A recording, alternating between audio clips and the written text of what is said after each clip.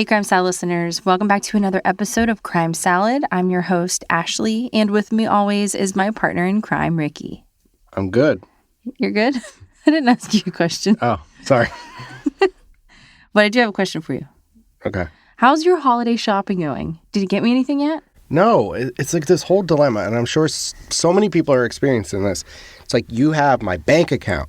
You have my Amazon login. Like, how do I freaking buy something without you knowing what I bought you? Even if I buy it on PayPal, you're going to be like, what was that PayPal transaction? Not to mention the PayPal transaction sends a notification to an email that you also have. It's like, how do I even do this? I guess I have to get cash. Yeah. You know what's funny is, like, I used to work at a bank, and literally there was a couple who had different bank accounts just for the holidays. Like just for the holidays? Just to buy them gifts, well, like birthday and stuff. Yeah. I was like, oh, okay.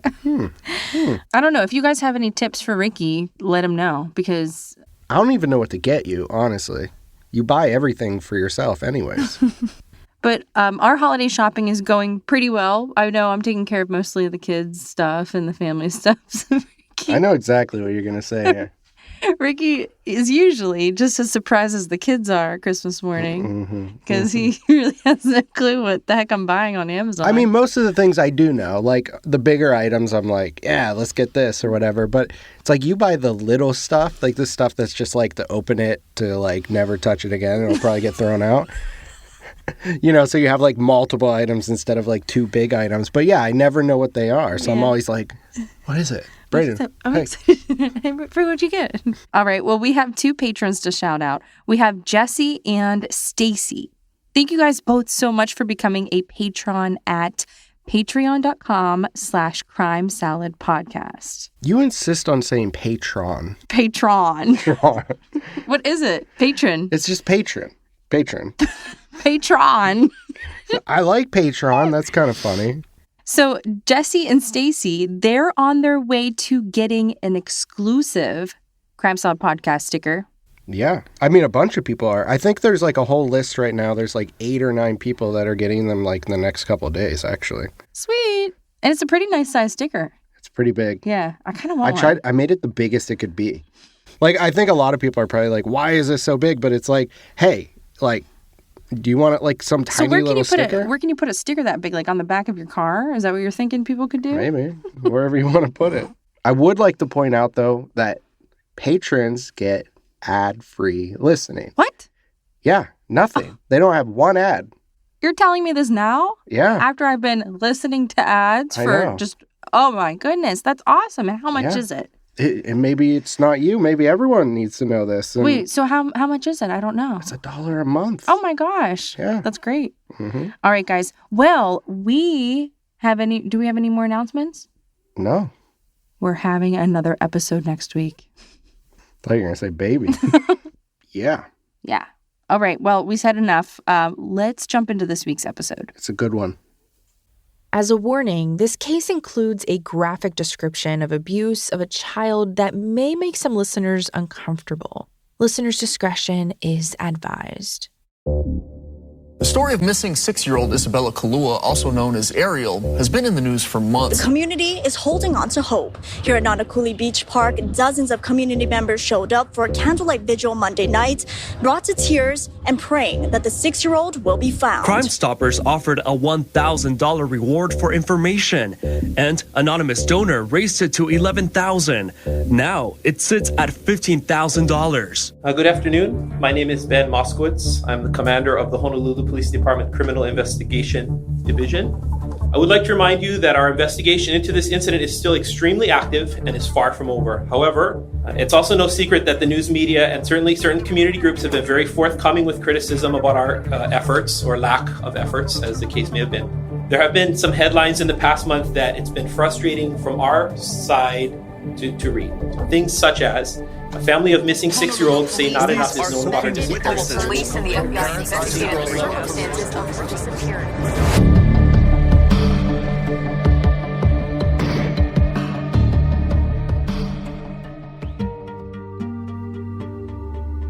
So think back to when you were 6 years old. Let's think best case scenario. You were loved by whoever took care of you. You look back on memories of your childhood, and besides the typical sibling fights over the remote or attention-seeking yell to mom, "He's touching me," life wasn't too bad. Your favorite snacks were always available. Your go-to was chocolate milk and maybe cereal and some cartoons to watch. You had so much ahead of you, and you never had a reason to not trust anyone. Your biggest fear was the thought of some creature living under your bed. Your job at the time was just to be a kid and go to school to learn and socialize with your friends. Now, imagine the opposite of that. You're 6 years old and you're living in complete hell. A hell that you have no control of because you're just a kid. This fall, Isabella Kalua's parents reported their 6-year-old adopted daughter missing. The ultimate fear for any parent. After searching for Isabella for 8 long weeks, an arrest was made suddenly. Just a few weeks ago, on November 10th, the very people who reported her missing were charged with second-degree murder. With much of this case still unfolding, we'll try to give you the most up-to-date information. Unfortunately, there's still so much we don't know about how Isabella went missing and the allegations against those who promised to care for her. And also to note that this investigation is still ongoing from the time that this episode was recorded. Isabella Kalua, or to her biological family, Ariel Sellers, still hasn't been found. The search for her body still continues.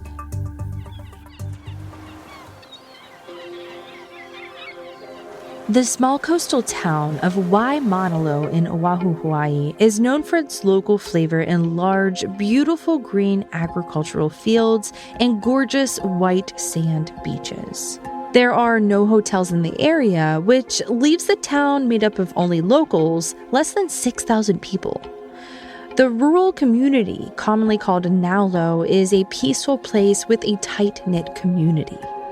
But for Isabella Kalua, a 6-year-old girl living there, life was anything but peaceful. Isabella had been born with the name Ariel Sellers and was the 4th daughter of 33-year-old Melanie Joseph and her former boyfriend Adam Sellers. For as much as Melanie and Adam loved Ariel, they also deeply struggled with drug addiction, which often left them homeless. Despite attempts to help from their family, Adam and Melanie couldn't care for Ariel in the way that she needed. So the state intervened and she was placed into foster care. Now, this wasn't the first time that Melanie or Adam had lost a child to the foster care system. 3 other children had been taken from their custody over the last few years. Ariel Sellers was placed in the care of Isaac Sonny Kalua and his wife Lehua. Isaac and Lehua were caring for 3 of Ariel's siblings as well, so it seemed fitting to put her in with this family. Once she was moved into the Kalua house, she was no longer Ariel Sellers, but Isabella Kalua. The Kaluas lived on Pua Street in Waimanalo, only a short distance from where Melanie's mother and Isabella's grandmother lived. Isaac worked at the Pearl Harbor Navy shipyard, and Lehua spent her time taking care of their 4 adopted children. Isabella had been fostered by the Kaluas for 4 years before being adopted in 2018, the same year as another one of her siblings. Isaac and Lehua had adopted her eldest sibling in 2009 and adopted the 4th child in early 2020.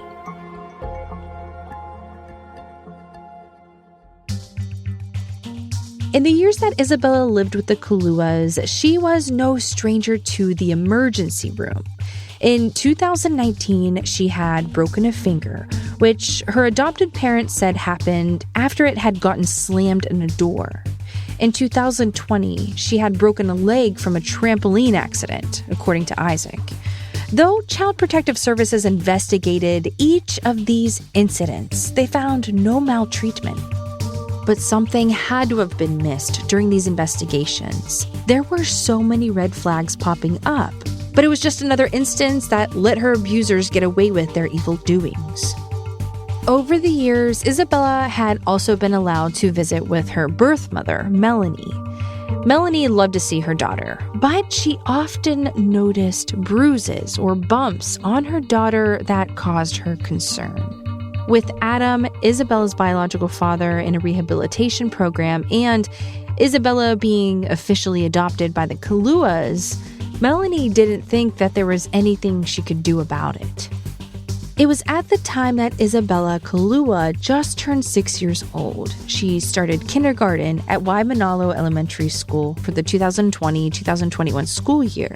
She was excited to be able to make new friends and learn, but the ongoing COVID-19 pandemic quickly dashed any dreams of an in-person learning. To protect students, Waimanalo Elementary School had students do distant learning, meaning that Isabella did all of her schoolwork at home with Isaac and Lehua. After half a year of distance learning at public school, the Kaluas filed paperwork to withdraw Isabella from the school so that they could homeschool her. From then, things got only worse for Isabella Kalua. On the morning of September 13th, 2021, the police in Waimanalo received a call from Isaac and Lehua Kalua. They had woken up that morning only to find Isabella was missing from her bed. Isaac told police that they had put her to bed around 9 p.m. the night before, tucking her in like usual in her bedroom at their home on Pua Street. Lehua told police that when she went to check on Isabella between 5 a.m. and 6 a.m. the next morning, she noticed that the side door of the house was closed but unlocked. She then went up to Isabella's room, and that's when she noticed that her adopted daughter wasn't there. Isaac corroborated this story. He told police that he had seen Isabella last around 7 p.m. in the kitchen after they had finished dinner. He had gone to sleep around 8 or 8:30 p.m., leaving Lehua to put the children to bed. He said that he was woken up by his wife around 6:30 that morning when she screamed that Isabella was missing. The Kaluas told police that they think that Isabella got up out of bed herself and wandered out of the house in the middle of the night.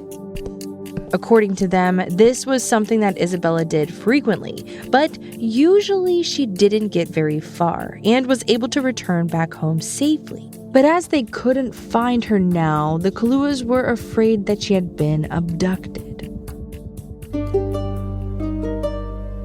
Without any other evidence and time taking to find Isabella, the police quickly put together a search party, asking for members of the community to come and help.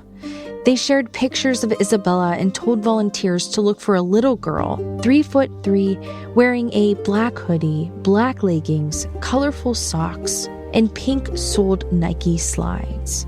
Hundreds of locals gathered to help to find the missing 6-year-old. Combing through the beaches, neighborhoods, and busiest parts of the town, they found a few items of interest, including an old photo album, but nothing that could definitely tell them where Isabella had gone.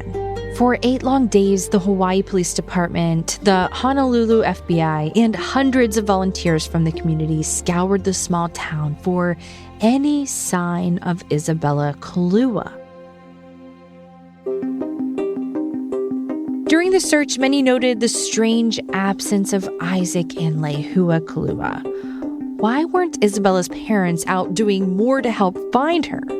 Isabella's biological family, including her aunt, had come out to search, but her adoptive parents couldn't be bothered. The lawyer for the Kaluas tried to explain their lack of participation in the search by saying that it was because they were receiving death threats. It wasn't safe for them to be helping out or be in public. So, what about their daughter who's missing and possibly not safe? This was a huge red flag right away. The Kaluas also shared that their lawyer had advised them not to talk to any press, leaving journalists without any word on how they were feeling.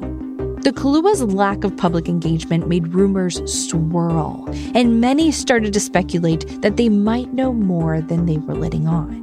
In addition to the search party and interviewing anyone with a connection to Isabella, the police also considered the Kalua's theory that Isabella had simply left the house of her own volition that night. Investigators spent weeks combing through the surveillance footage from around the area that night. But surprisingly, 6-year-old Isabella wasn't seen on any of the footage from around town, even footage taken right near her home on Pua Street. In fact, the last time any surveillance footage showed Isabella was in mid-August, a month earlier than she was being reported missing. With little proof that Isabella had wandered off, police considered the possibility that someone had broken in and taken her from her bed while she was sleeping.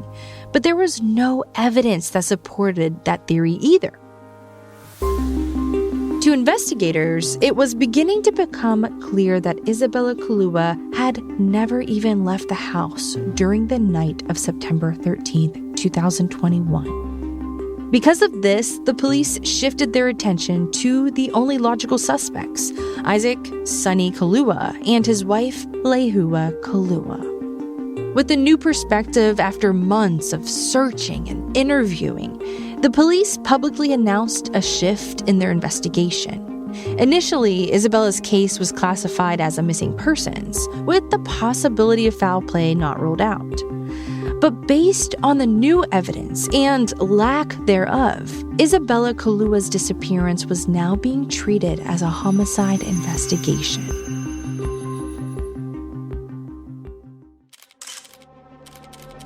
I guess a question that many people have is there some digging going on the property? If you can talk about that. And why not do it sooner, right, within the first days, weeks? So basically, every person has a right to their house. You can't just go in and start searching unless you have authorization. At some point in the initial investigation, the Kaluas were both pretty cooperative. And then eventually they weren't. In the early morning hours of November 10th, 2021, after Isabella had been officially missing for nearly a month, neighbors reported seeing members of the Honolulu Police Department and the FBI arrive at the Kalua's house. They were dressed in full riot gear and had brought search dogs with them. Neighbors watched as agents collected beds, boxes of items, and even a vacuum cleaner for evidence. With nothing like this having happened in a long time in the small town of Waimanalo, rumors quickly spread about what went down. Some reported hearing gunfire and explosions. Others saw men with shields run into the house. Someone recalled hearing police yell for someone to get out of the car. Police tried their best to disprove these rumors, saying that the commotion was only of the SWAT teams entering the house. By the end of the raid, one thing was clear. Lehua and Isaac Kalua were under arrest. Lehua had been home while the police arrived and was arrested on the spot. Another group of investigators went to Isaac's work at the Pearl Harbor shipyard, where he was also arrested. Later that evening, investigators held a press conference to announce the arrests and to clear up any confusion. During the conference, police shared that they believed Isabella had been murdered by her adopted parents long before she was reported missing. They estimated that she must have died sometime in mid-August that year. And because she was homeschooled, the Kaluas were able to keep her disappearance a secret for so long. The interim chief of police told residents of Waimanalo that while they hadn't recovered any of Isabella's remains, they were certain, based on the evidence that they did find, the Kaluas and no one else were responsible for what had happened to their adopted daughter. And given that it's only been a few weeks since Lehua and Isaac's arrest, police have yet to disclose much of the evidence that led them to implicating the Kaluas, and the couple is not confessing to anything yet. It has been reported, though, that the FBI has dug up the backyard of the Kalua's house, looking for the young girl's remains. They have also searched in manholes on the streets nearby the house.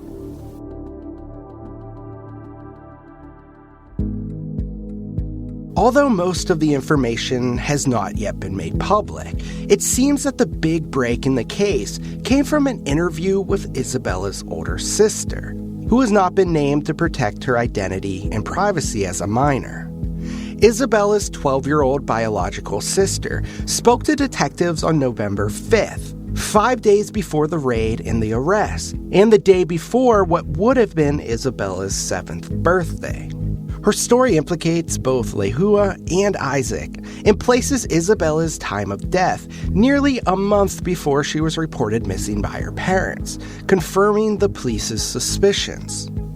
According to Isabella's sister's testimony, she recalled that her adoptive parents had woken her up around 3:30 in the morning, sometime around the 21st of August. When she got up, she saw her sister in a dog cage with duct tape over her mouth and nose. She could tell that Isabella wasn't breathing. Lehua then took Isabella's limp body out of the cage, filled up the bathtub with water, and placed her body in there. Lehua told the watching sister that she thought this would wake Isabella up, but when she didn't move or start breathing again, it was clear that she was dead. Panicking, Lehua demanded that the sister go back to bed and made her promise that she would never tell anyone what she had seen or what had happened to Isabella. Afraid and traumatized, Isabella's sister did what she was told. She wasn't able to tell the police what had happened to Isabella after that.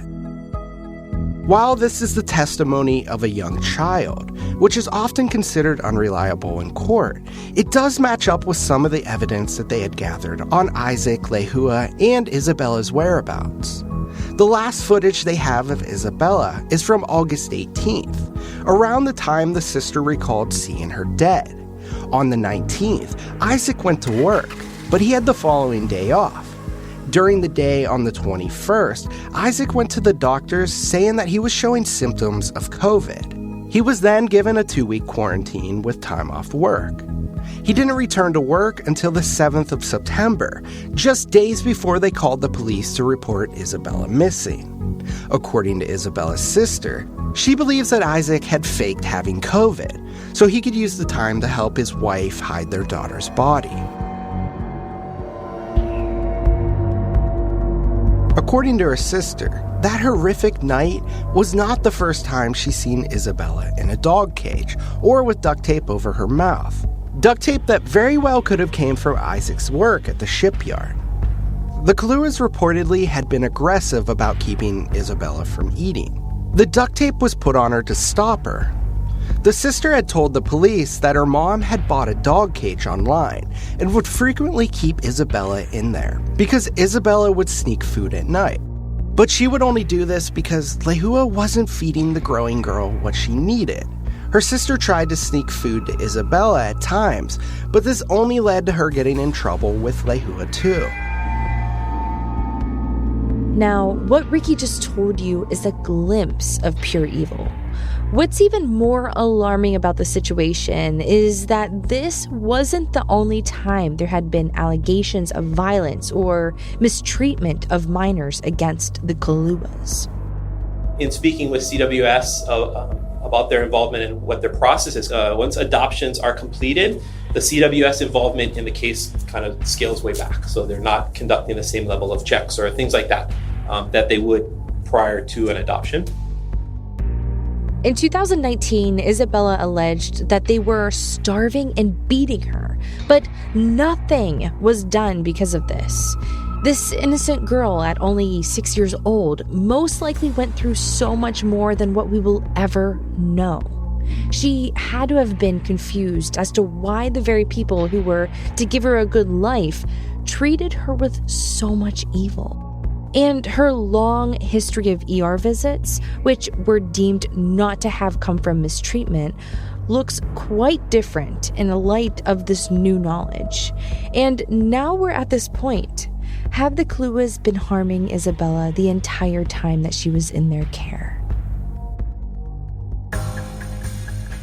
Given that the couple fostered and adopted multiple children, it's also incredibly shocking to learn that Isaac Kalua and Lehua Kalua each have decade-long criminal pasts.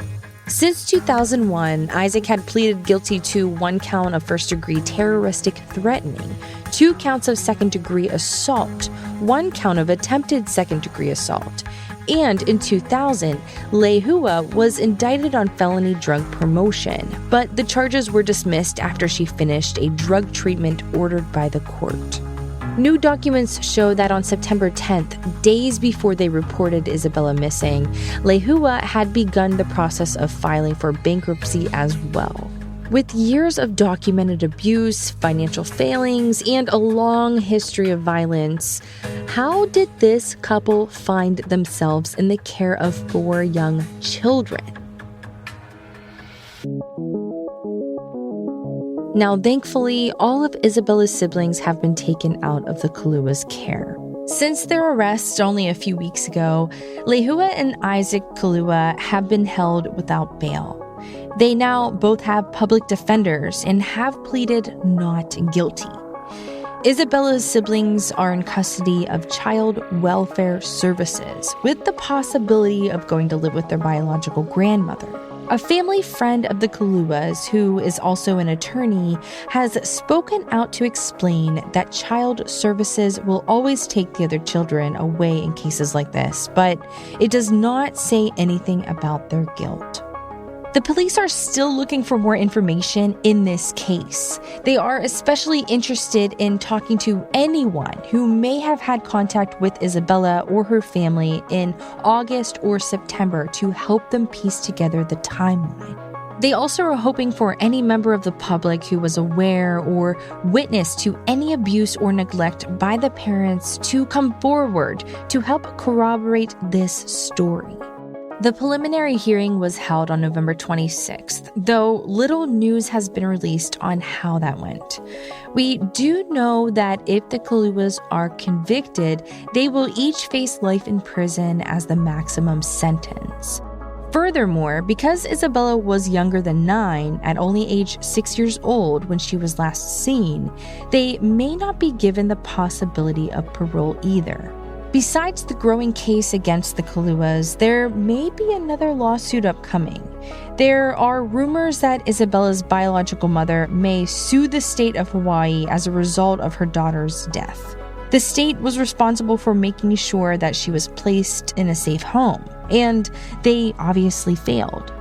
Isabella's biological aunt has also spoken out, saying that all the options are still on the table.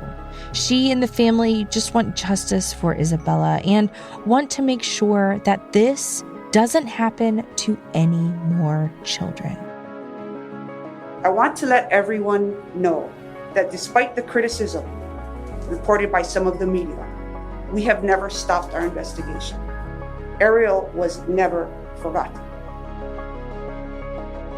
Ultimately, if the evidence is only what we know now, even as clear as it might seem, legally the state has a difficult case to win.